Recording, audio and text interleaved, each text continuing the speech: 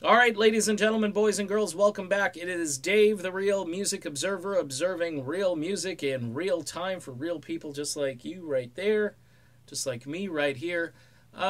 Steve Perry, who released his album in early October. I remember it well because I went to Target to go buy it and reviewed it. And I think there are probably 7 or 8 really great songs on that record. I have the Target version, so I have the 15-song album.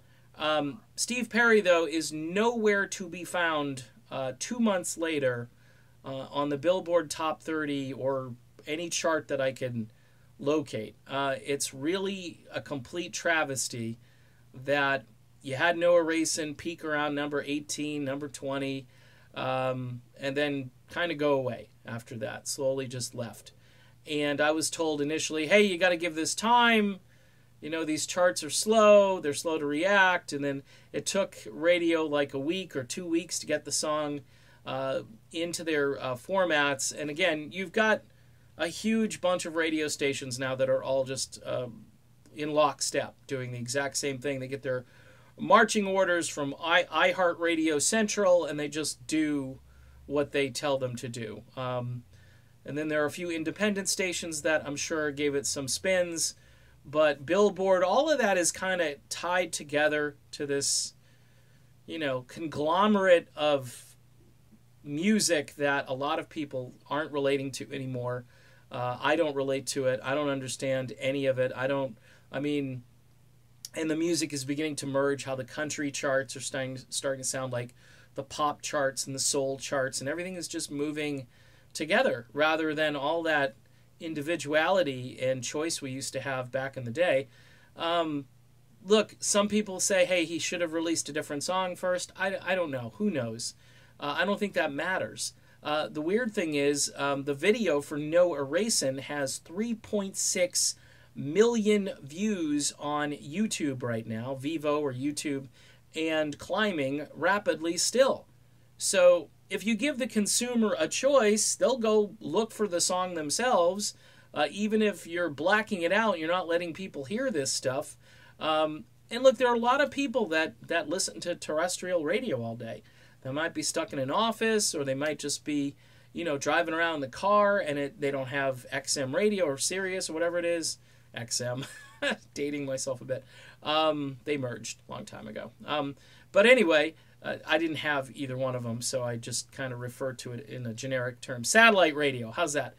So it's just kind of mind-boggling, though, that programmers didn't think that their consumers, who apparently liked the Rod Stewart song over the summer and got it into the top 10, wouldn't feel the same about Steve Perry, who had been away for years and who had a really compelling narrative and doing lots of interviews.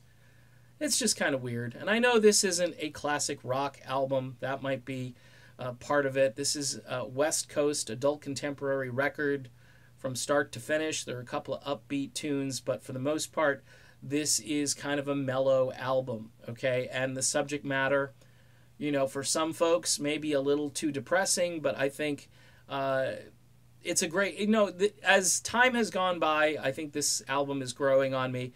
You know why? Because when you put it up against the crap that's coming out today, you realize that this is a shining light. This is a bright light. Maybe he's not as bright as he was 20, 30 years ago, but he's still a shining light amidst darkness. And that's the other issue.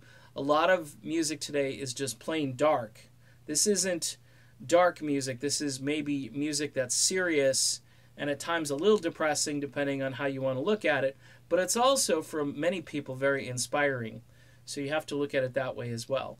I think Perry's voice has held up really well. The more I listen to it, the more I understand, the whole aging process and so forth. But, he's still familiar, and it's still Steve, and it's still just better than most of the crap that comes out. And yet he can't get the time of day in the music industry, at least in the proper way that he should. I know fans are buying the album. Hopefully they'll continue to buy the album. It looks as though the promo tour at least is over for now. Doesn't matter. He did more than a lot of fans probably thought he'd ever do. So we should just be thankful for that and enjoy the music. That's the bottom line. And the music industry has changed. That's the other bottom line to this. So, done with this video. Just one of these songs, We're Still Here, should be on the charts right now. That's a phenomenal song, and it should be climbing the charts, heading to #1, but it's not. At least not yet. Hopefully, it still might. All right, done. See you soon.